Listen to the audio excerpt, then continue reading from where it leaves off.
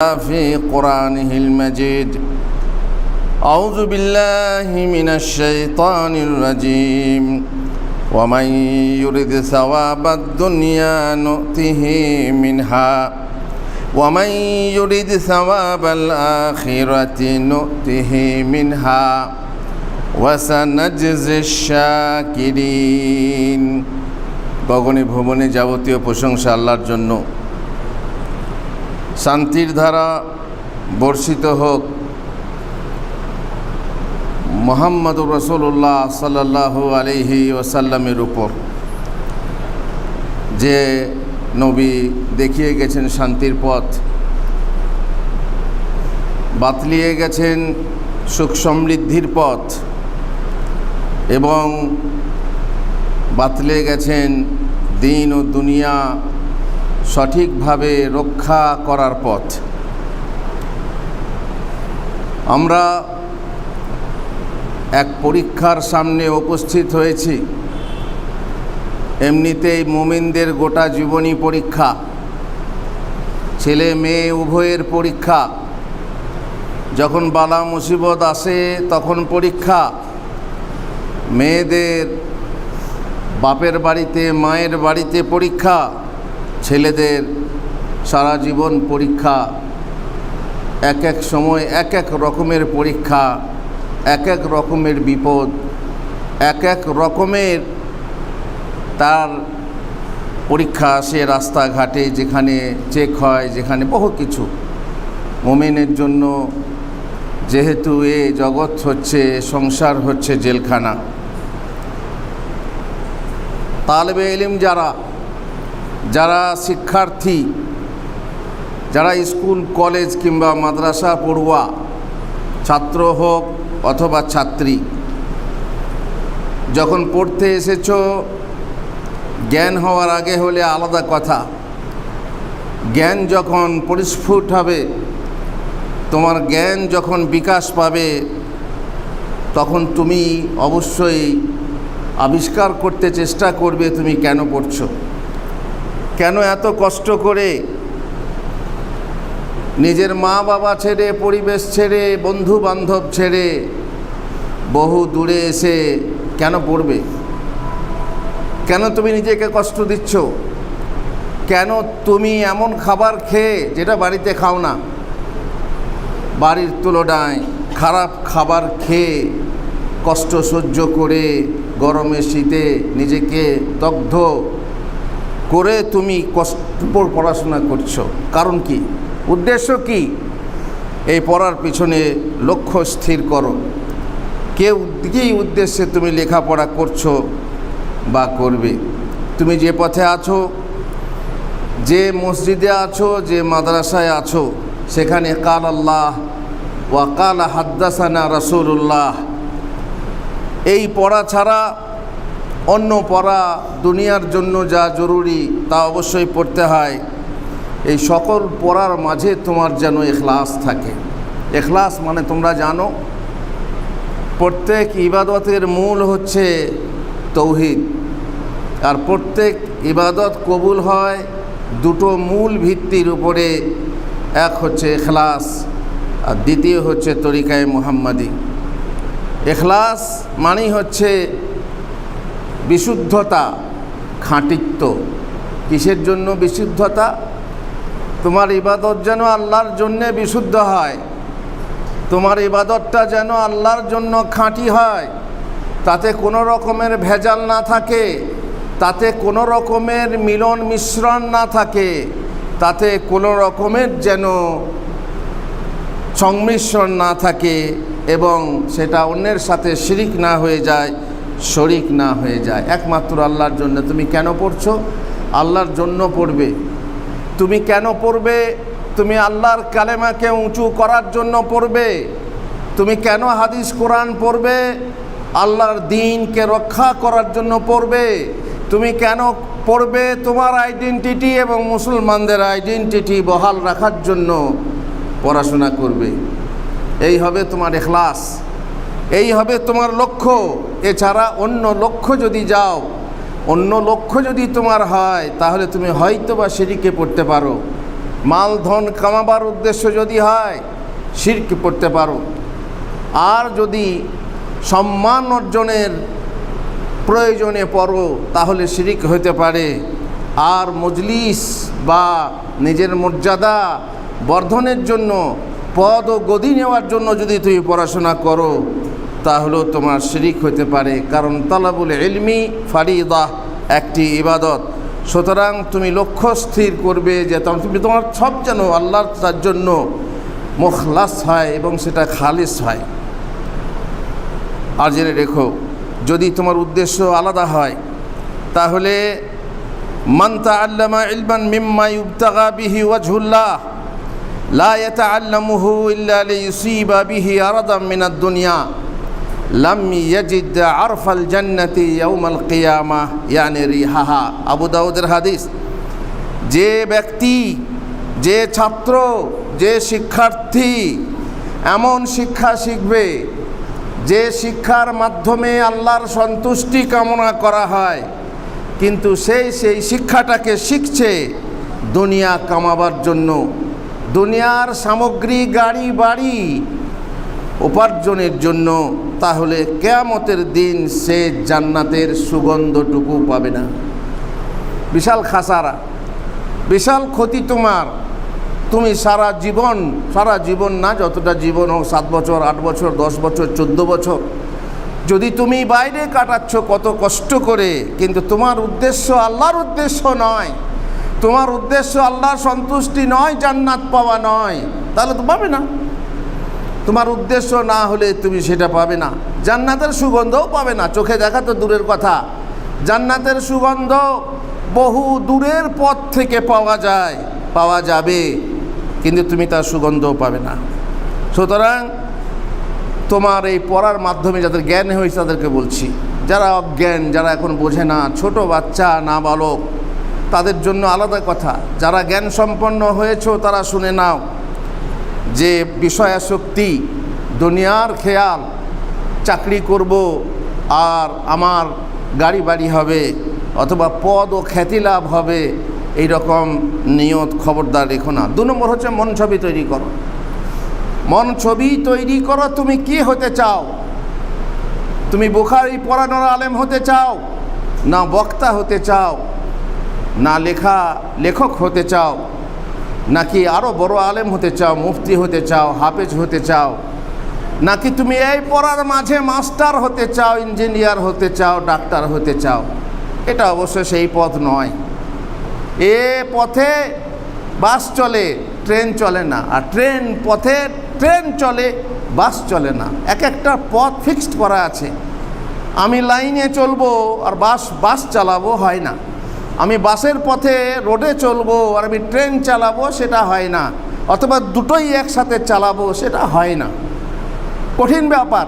আল্লাহ যাদেরকে দেবেন, যাদেরকে আল্লাহ প্রতিভা দেবেন, মৌহিবা যেটা হবে, আল্লাহ ওয়াহাবি ইলম যার হবে, তার কথা আলাদা। সেটা আমাদের দ্রষ্টব্য না। আমাদের দ্রষ্টব্য হলো যে আমি আমার মন ছবি তৈরি করব, হয় ইধার না হয় উধার। আর না ইধার কা না উধার কা, না ঘর কা না ঘাট কা। এই দুটো নিয়ত দুই দিকে দোদুল্যমান অবস্থায় তুমি তোমার নিয়তকে লটকে রেখো না। স্থির করো তুমি কি চাও, আর সেই মতো তুমি তোমার প্রচেষ্টা চালিয়ে যাও। প্রচেষ্টা অবশ্যই চালাতে হবে, মনকে ঠিক করতে হবে। আল্লাহ বলেছেন, যে ব্যক্তি দুনিয়া চায় আমি দুনিয়া দিয়ে দেবো। ওমাই ইউরিদ সওয়াবাদ দুনিয়া নুতিহি মিনহা, যে দুনিয়ার সওয়াব চাই আমি তাকে দুনিয়া দিয়ে দেবো। ওমাই ইউরিদ সওয়াবাল আখিরাতি নুতিহি মিনহা, আখিরাতের সওয়াব যে চায় আমি তাকে আখিরাত দেবো। যেমন নিয়ত সেই রকম সে পাবে। ওয়া আন লাইসা লিল ইনসানি ইল্লা মা সাআ, আর মানুষের জন্য তাই যা সে চেষ্টা করে। সুতরাং তুমি দুনিয়ার চেষ্টা করছো না আখিরাতের চেষ্টা করছো, তুমি ভেবে দেখো। এই সংসার সুখের কুটি, যার যেমন মন তেমনি ধন। মনকে করো পরিপাটি, মনকে পরিপাটি করে সাজিয়ে নাও তুমি কি চাও, আর সেই পথে তুমি চেষ্টা করো, চেষ্টা চালিয়ে যাও, তাহলে সেখানে তুমি পৌঁছে যাবে ইনশাআল্লাহ। এলেম অনুযায়ী আমল করো। যেটুকুই শিখছো, নিজের ভাষায় হোক, উর্দু ভাষায় হোক, আরবি ভাষায় হোক, যখনই তুমি শিখবে, শেখার উদ্দেশ্যই হলো আমল করা। শেখার পর পর ফরজ হচ্ছে আমল করা, আর শিক্ষার জন্য ও আমল করার জন্য ধৈর্য ধরা তোমার জন্য ত্যাগ, তোমার জন্য এটা হচ্ছে ফরজ। গুনাহ ত্যাগ করো। যদি তুমি কোনো গুনাহতে লিপ্ত আছো, কোনো গুপ্ত গুনাহতে লিপ্ত আছো, যৌন সংক্রান্ত, তুমি এখন নতুন যুবক হয়েছো, উদীয়মান যুবক, সেই উদীয়মান যুবক অবস্থায় তোমার পাপ পিছলে যেতে পারে, হয় প্রকাশ হয়ে যেতে পারে, না হয় গোপনে গোপনে পাপ চলে। আর পাপ যত গোপনে চলে পাপ তত বেড়ে চলে, গোপন থাকলেই পাপ বেড়ে যাবে। সুতরাং তুমি যদি গোপনে কোনো পাপ করছো, কেউ জানুক আর না জানুক, कोई जान रहा है या नहीं जानता है, আল্লাহ তো জানতা হোগা। আল্লাহ তাআলা তো জানছেন, তিনি তো জানছেন তুমি কি করছো। সুতরাং তুমি তওবা করো, কারণ তোমার কাজ হচ্ছে ব্রেন। একটা গোটা কোরআনকে মুখস্থ রাখা এই চারটিখানি ব্রেনের কথা না। তুমি সারা বিশ্বে কোনো মানুষ পাবে না যে তার ধর্মগ্রন্থকে মুখস্থ রেখেছে। আল্লাহ তাআলা আমার মুসলমান হাফেজদেরকে তৌফিক দিয়েছেন যে তারা পুরো কোরআনটাকে সিমে ভরে নিয়েছে এবং তার মাথার ব্রেনে রেখেছে। আল্লাহু আকবার, এটা হচ্ছে একটা তৌফিক আল্লাহর পক্ষ থেকে। কিন্তু সেই ব্রেনকে যদি তুমি গন্ধা করে রাখো, সেই ব্রেনকে যদি অপবিত্র নাপাক করে রাখো, যেখানে কোরআন সেখানে তোমার পাপ চিন্তা, যেখানে কোরআন আল্লাহর কোরআন সেখানে তোমার শয়তানের বাঁশি, এই দুটো কিন্তু একসঙ্গে স্থান পেতে পারে না। আলো আর অন্ধকার দুই জিনিস। তোমার ভিতরে যদি অন্ধকার থাকে, আলো নেই, আর আলো থাকলে অন্ধকার থাকবে না। এটা নিশ্চয়ই বুঝতে পারছো। দুটো জিনিসকে একসাথে জায়গা দিতে গিয়ে তুমি নিজের ক্ষতি নিজে করে বসো না। পাপ চিন্তায়, প্রেম চিন্তায়, যৌন চিন্তায়, দুনিয়ার চিন্তায় তোমার ব্রেন বিক্ষিপ্ত হবে, আর তার জন্য তোমার স্মৃতিস্থ কমে যাবে, স্মৃতিশক্তি কমে যাবে, তোমার পড়া স্মৃতিস্থ হবে না, মুখস্থ হবে না। এই জন্যে ইমাম শাফি রহমতুল্লাহ আলাইহি বলেছিলেন, কবিতায় লিখেছেন, শাকাউতু ইলা ওয়াকিইন সুআ হিফজি ফাআরশাদানি ইলা তারকিল মাআসি ওয়া আখবারানি বিআন্নাল ইলমা নূরুন ওয়া নূরুল্লাহি লা ইহদা লিল আসি।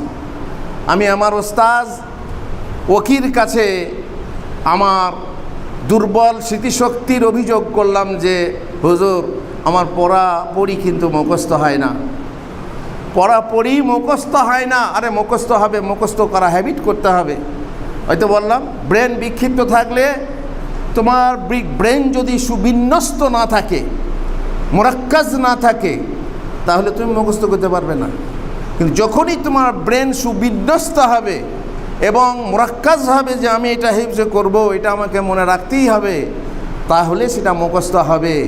ঘষা ঘষা ঘষা ঘষা, তুমি বহু পণ্ডিতদের কথা শুনেছো, পড়া হতো না, তারপরে সে দেখলো এক জায়গায় পানি খাওয়া, বেরিয়ে গেল কোথাও পানি খেতে, দেখলো সেখানে কলতলাতে বা কুয়োতলাতে মেয়েরা পানি তুলছে, আর যেখানে কলসি বসাচ্ছে সেই জায়গাটা ক্ষয় হয়ে গেছে। বলছে এই পাথর যদি ক্ষয় হতে পারে, মাটির কলসির চাপে যদি পাথর ক্ষয় হতে পারে, তাহলে আমার ব্রেন কেন ক্ষয় হবে না, আমার পড়া কেন মুখস্থ হবে না? ফিরে এলো, চেষ্টা করলো, বারবার চেষ্টা করার পর সে এত বড় পণ্ডিত হলো যে সে বাংলাতে ব্যাকরণ লিখে বসলো। তোমরা জানো, যা শুনেছো, যারা বাংলা শিক্ষিত তারা জানে, আমিও আমার বইগুলোতে লিখেছি, যারা পড়ো তারা পড়তে পারবে। তো ইমাম শাফি বলছেন যে আমার মুখস্থ, ইমাম শাফি কত বড় ইমাম, তিনি হাদিস কোরআন তো মুখস্থ রেখেছেনই, তার সাথে আরবি কত কবিতা তার মুখস্থ ছিল, আর সেই সাথে তিনি নিজে কত কবিতা লিখেছেন আরবিতে। তিনি বলছেন আমার শুরু ব্রেন মুখস্থ হতো না, পড়া ভুলে যেতাম। তো বললাম হুজুর, ওস্তাদ জি, আমার কি হবে, আমার পড়া মুখস্থ থাকে না। তো ফাআরশাদানি ইলা তারকিল মাআসি, বলে বাবা তুমি গুনাহ ছেড়ে দাও। তুমি যে গুনাহ প্রকাশ্যে করছো আর যে গুনাহ গোপনে করছো, দুরকম গুনাহ আছে। প্রকাশ্যে অনেক মানুষ গুনাহ করে না, কারণ লোককে লজ্জা হয়, চক্ষু লজ্জা হয়। যাদের চক্ষু লজ্জা নেই তারা প্রকাশ্যে গুনাহ করবে, অথবা গুনাহকে গুনাহ না মনে করে প্রকাশ্যে গুনাহ করবে। দেখবেন যারা বিড়ি সিগারেট খায়, তারা বড় মানুষের কাছে গোপন করে লুকায়, কিন্তু আম মহলে গিয়ে দেখবেন স্টেশনে দাঁড়িয়ে সিগারেট খাচ্ছে, আবার কিছু বলতে গেলে ফুস করে আপনার মুখে ধুমোটা ছেড়ে দেবে, বলার উপায় নেই। এ হচ্ছে প্রকাশ্যে গুনাহ, প্রকাশ্যে পাপী। অথবা সে মনে করে এটা কোনো পাপই না, এটা একটা ট্র্যাডিশন, এটা একটা ফ্যাশন, আমি খাচ্ছি তো তোমার কি। যে মেয়েরা ন্যাংটা হয়ে বেড়ায়, যে মেয়েরা মাথায় বুকে কাপড় নেয় না, অথবা হাঁটুর উপরে কাপড় পরে বেড়ায়, তার উপরে আবার মাঝে মাঝে ফাটা ফাটা ছেঁড়া ছেঁড়া, এটা আবার নাকি নতুন ফ্যাশন, সেই ফ্যাশনে চলে। তুমি কি ভাবছো তার কোনো লজ্জা আছে? ইযা লাম তাস্তাহি ফাসনা মা শিত, তোমার লজ্জা না থাকলে তুমি যা মন তাই করো, এটা একটা পাপ। সে পাপ প্রকাশ্যে করছে, অথবা সে মনে করে এটা পাপ নয়, ইট ইজ এ ফ্যাশন, এটা ফ্যাশন, এই ফ্যাশন আমি করছি, কিন্তু তার হুঁশ নেই যে এটা হচ্ছে পাপ। এইভাবে যদি কেউ প্রেমে পড়ে, অথবা যদি কেউ গুপ্ত অভ্যেসে পড়ে, যেমন হস্তমৈথুন ইত্যাদি, তাহলে তার ব্রেন বিক্ষিপ্ত হবে। আর এই পাপ বর্জন করতে না পারলে, তওবা করতে না পারলে, রোজা রেখে তুমি নিজের যৌন চেতনাকে এবং যৌন উত্তেজনাকে প্রশমিত না করতে পারলে তোমার ব্রেন কিন্তু বিন্যস্ত হবে না এবং সুস্থ শান্ত হবে না, তোমার পড়া মুখস্থ হবে না। আর বললেন ওয়া আখবারানি বিআন্নাল ইলমা নূরুন, দেখো বাবা, এই ইলম বিশেষ করে কোরআন হাদিসের ইলম, কোরআন ও হাদিসের ইলম হচ্ছে আল্লাহর নূর, আল্লাহর খাস নূর, যে আল্লাহ সৃষ্টি করেছেন সেই নূর।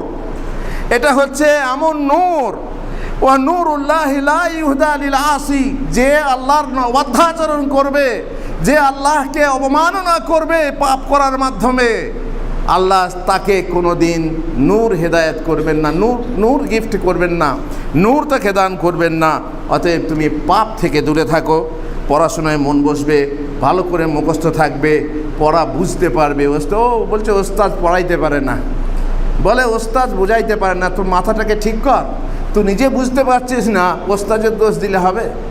তুই নিজে বুঝতে পারছিস না, ক্লাসে বসে আছিস আর মন পড়ে আছে ওই দিকে যেদিকে তুই ধাস, যে যা ধায় সে তা পায়, তাহলে পড়া মাথায় ঢুকবে কেন? আর পড়া মুখস্থই বা কেন হবে? সুতরাং সংযম চাই, তালেবে ইলমের জন্য বৈধ পানাহার চাই। পরীক্ষার সময়ে ভালো করে পড়তে হলে মনে করে রেখো, তালেবে ইলমের জন্য প্রচেষ্টার দরকার আছে এবং তার সংযম দরকার আছে। পবিত্রতা, পরিচ্ছন্নতা, শিষ্টতা, বিরহ, বিরাগ, স্বল্প ভোজন ইত্যাদি বহু কথা আছে, কিন্তু সব কথা বলার সময় নেই। আর জেনে রেখো, পরীক্ষার সময়, আর বললাম জীবনটা পুরোটাই পরীক্ষা। বেকদরিল কাদ্দি তুকতাসাবুল মাআলি, তুমি মর্যাদা পেতে চাও, তুমি যেমন মেহনত করবে সেই মেহনত অনুযায়ী তুমি সেই রূপ ফল পাবে। ওমান তালাবাল উলা সাহিরাল লায়ালি, আর যে ব্যক্তি উচ্চ মর্যাদা পেতে চায় তার উচিত হচ্ছে রাত্রি জাগরণ করা। রাতে তুমি ঘুমিয়ে থাকবে আর ভাবছো তুমি বড় আলেম হবে, বড় লেখক হবে, বড় বক্তা হবে। বক্তা হতে পারা যায়, বক্তা হতে বেশি জ্ঞান হয় না, ওটা ট্যালেন্ট চাই। মুখের চাবুলি থাকলে, মুখে বলার মতো শক্তি থাকলে বহু কথা তুমি বানিয়ে বলতে পারো, কিন্তু আলেম হতে হলে, একজন লেখক হতে হলে বা একজন মুফতি হতে হলে তার জন্য আলাদা চেষ্টা চাই, আলাদা প্রচেষ্টা চাই। ফাকিহ হতে হলে রাত জেগে ঘুমিয়ে থাকলে হবে না, রাত জেগে ঘুমাবে আর তুমি বলছো আমি বড় আলেম হব, এটা হতে পারে না। রাত জাগো। ওয়ামান রামাল উলা মিন গায়রি কাদ্দিন আদা আল উমরা ফি তালাবিল মুহালি, আর যে ব্যক্তি চেষ্টা করছে, যে তার উদ্দেশ্য হচ্ছে আমি বড় মর্যাদা লাভ করব, কিন্তু সে মেহনত করতে চায় না, मेहनत करते चाहे ना, आराम से जो आता है आने दो और आराम से ना एले रहने दो। যদি কেউ না করতে চায় মেহনত, তো কবি বলছেন সে তার ওই মর্যাদাকে, যেটা অসম্ভব তোমার পাওয়া তোমার জন্য, সে সারা জীবন তার চলে যাবে, ওই মর্যাদা তার লাভ হবে না। তারুমুল ইজ্জা সুম্মা তানামু লাইলান, তুমি সম্মান পেতে চাও অথচ তুমি রাত্রে ঘুমিয়ে থাকো। ইয়াগুসুল বাহরা মান তালাবাল লাআলি, যে মতি, যে চায় প্রবাল মুক্ত রাগ, সংগ্রহ করবে তার উচিত কিন্তু সমুদ্রের গভীরে ডুব দেওয়া। সমুদ্রের পাড়ে বসে থেকে সমুদ্রের দিকে হাঁ করে তাকিয়ে বলবে আমি প্রবাল চাই, মুক্ত চাই, আমি পরাগ চাই, তা কিন্তু হবে না। সমুদ্রে নামতে হবে, ঘুম ছাড়তে হবে, মেহনত করতে হবে। এবারে বলো তারাক্তুন নাওমা রাব্বি ফিল লায়ালি লিআজলি রিদাকা ইয়া মাওলাল মাওয়ালি, এ মাওলাল মাওয়ালি, এ মাওলা তুমি আনতা মাওলানা। আমি রাত্রে ঘুম ছেড়েছি, আমি কোরআন, তোমার কোরআন মুখস্থ করার জন্য ঘুম ছেড়েছি, তোমার কোরআন পড়ার জন্য আর রাসূলের হাদিস মুখস্থ করার জন্য আমি ঘুম ছেড়েছি। ফাওয়াফিকনি ইলা তাহসিলি ইলমিন, তুমি আমাকে তৌফিক দাও যেন আমি শরীয়তের ইলম, তোমার দ্বীনের ইলম আমি হিফজ করতে পারি এবং অর্জন করতে পারি। ওয়া বাল্লিগনি ইলা আকসাল মাআলি, এবং আমাকে সর্বোচ্চ মর্যাদার শিখরে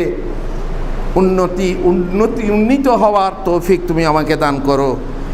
ভাইরা আমার সম্ভব নয়, মায়েরা আমার সম্ভব নয় যে তুমি পরিত্রাণ চাইবে আর সে পথে চলবে না। জেনে রাখবে ইন্না সাফিনাতা লা তাজরি আলাল ইউবেসি, পরিত্রাণ পেতে চাহো চলো না সে পথে, পানির জাহাজ কভু চলে না ডাঙাতে। পানির জাহাজ চালাতে হলে পানিতে নামতে হবে, ডাঙাতে তুমি জাহাজ চালাবে এটা হয় না। অতএব সাবধান, তুমি যে পথে এসেছো সেই পথে সফল হতে হলে তোমাকে সেই পথে মেহনত করতে হবে আর সেই পথেই চলতে হবে। অন্য পথে চললে সফলতা লাভ করবে না। আল্লাহ আমাদেরকে তৌফিক দেন যেন আমরা সকলেই নিজ নিজ পথ অনুযায়ী নিজের পথে সচেষ্ট হতে পারি। আল্লাহুম্মা আমিন। বারাকাল্লাহু লি ওয়া লাকুম ফিল কোরআনিল আযীম ওয়া নাফা'আনি ওয়া ইয়্যাকুম বিল আয়াতি ওয়া যিকরিল হাকীম। ইন্নাহু তাআলা জাওয়াদুন কারীমুম মালিকুম বাররুর রাউফুর রাহিম।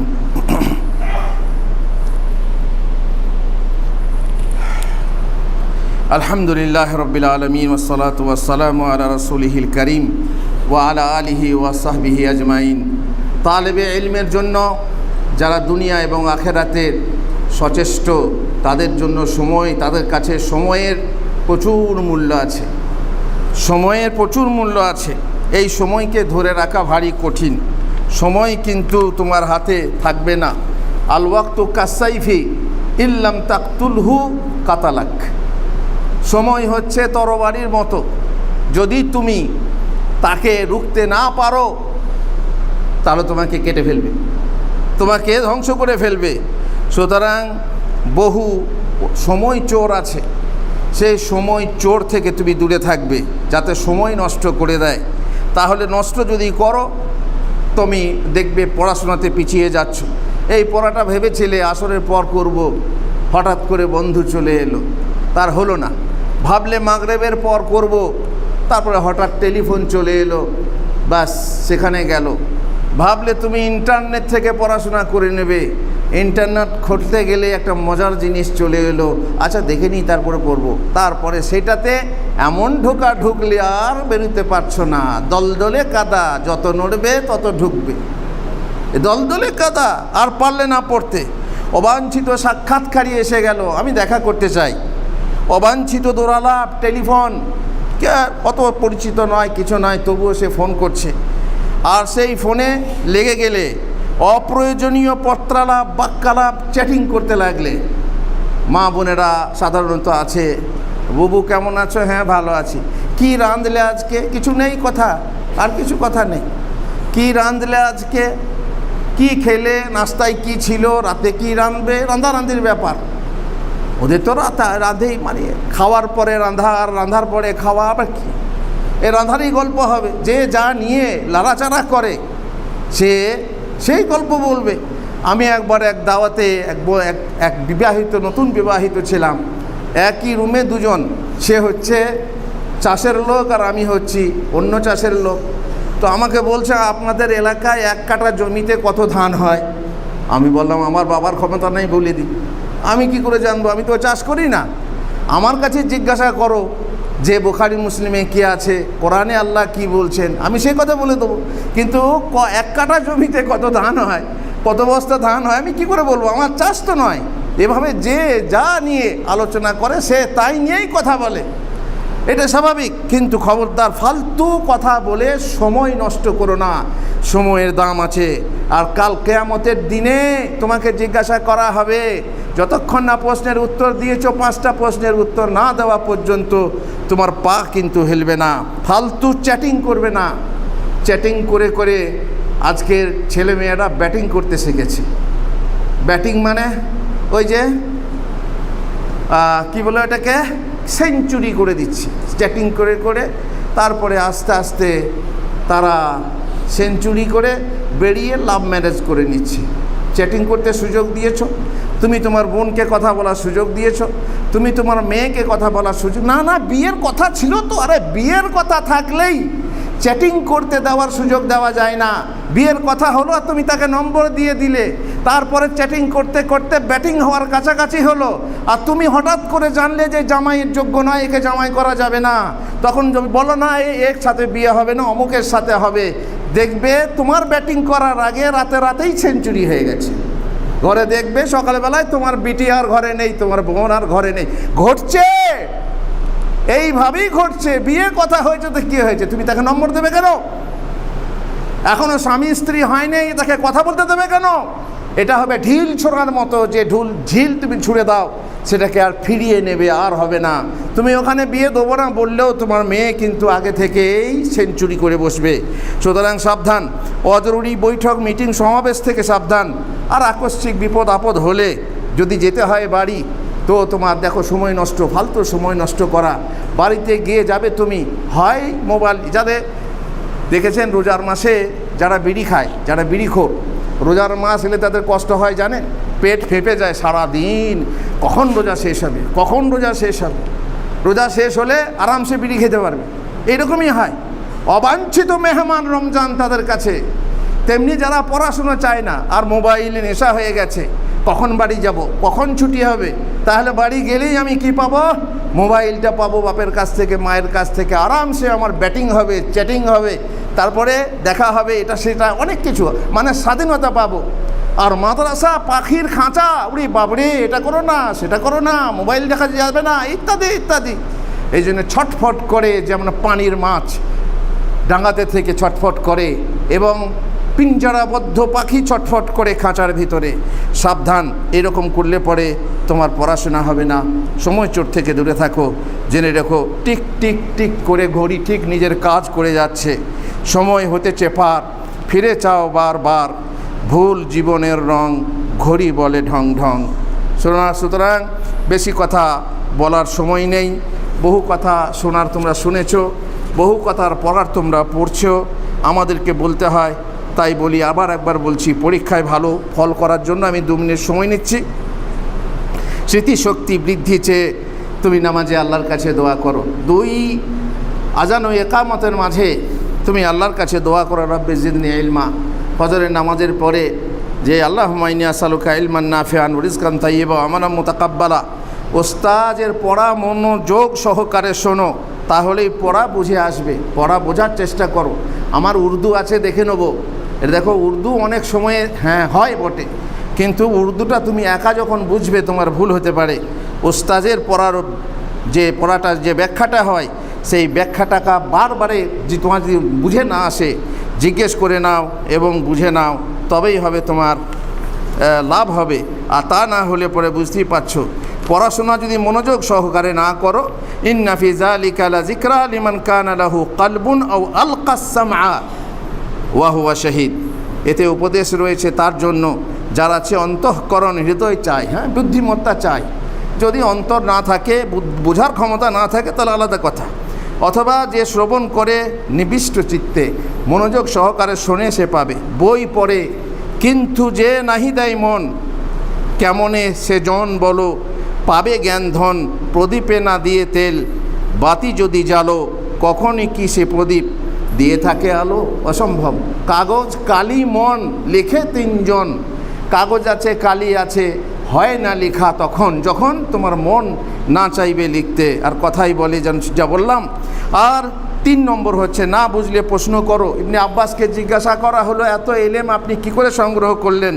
বললেন, বেকালবিন আকুল ও লিসানিন সাউল, আমার বুদ্ধিমত্তা দিয়ে এবং আমার এই প্রশ্নকারী জবান দিয়ে যেটাই বুঝতে পারেনি সঙ্গে সঙ্গে জিজ্ঞাসা করে নিয়েছি। নম্বর 4, যা বুঝবে বুঝে পড়ো। যে কোনো প্রকারে বুঝে পড়লে পড়া বিষয় মনে গেঁথে যায়, আর বুঝে পড়লে দেখতে মুখস্থ করতে বেশি কষ্ট হয় না। কোরআনের সেই সব জায়গাগুলো মুখস্থ করতে সহজ তাদের জন্য যারা মানে বোঝে, মানেটাকে সাজিয়ে নেয়, একটা কেসা একটা কাহিনী, তখন তত্তর করে তার মুখস্থ হয়। এই জন্য আলেমের কোরআন মুখস্থ তাড়াতাড়ি হয়। এই ছোটো বাচ্চাদের হয় অবশ্য, কিন্তু তার থেকে তাড়াতাড়ি হবে যদি মানে বোঝে। আচ্ছা, মুখস্থ স্মৃতিস্থ করো। 5 নম্বর হচ্ছে যখন বুঝলে সেটাকে মুখস্থ করো, কারণ সেটা লেখা আছে, আমার লেখা আছে, আমার খাতায় আছে বললে হবে না। গ্রন্থ বিদ্যা আর পরহস্তে ধন, নহে বিদ্যা নহে ধন হলে প্রয়োজন। তোমার লেখা আছে, আমার বইয়ে আছে, আমি বই দেখে বলবো, তাহলে সেটা আসলে এলেম না। আর নিয়মিত পুনরাবৃত্তি করো, বারবার রিপিট করতে থাকো, না হয় ভুলে যাবে। আর লিখে রাখো ঠিকই, কিন্তু সেটা স্মরণ করার জন্য। আর 8 নম্বর হচ্ছে মানসিক দুশ্চিন্তা দূর করো। যদি মনে করো প্রেম থাকে মন থেকে মুছে ফেলো, যৌন চিন্তা থাকে মনে স্থান দিও না। কোনো রোগ থাকলে চিকিৎসা করাও, শোক থাকলে ধৈর্য ধারণ করে আল্লাহর কাছে সওয়াবের আশা রেখে তা মন থেকে দূরে ফেলো, তাহলেই তুমি পরীক্ষায় ভালো ফল করতে পারবে। আল্লাহ তাআলা আমাদেরকে সফল করুন। আল্লাহুম্মা আমিন। আল্লাহুম্মা সাল্লি আলা মুহাম্মদ।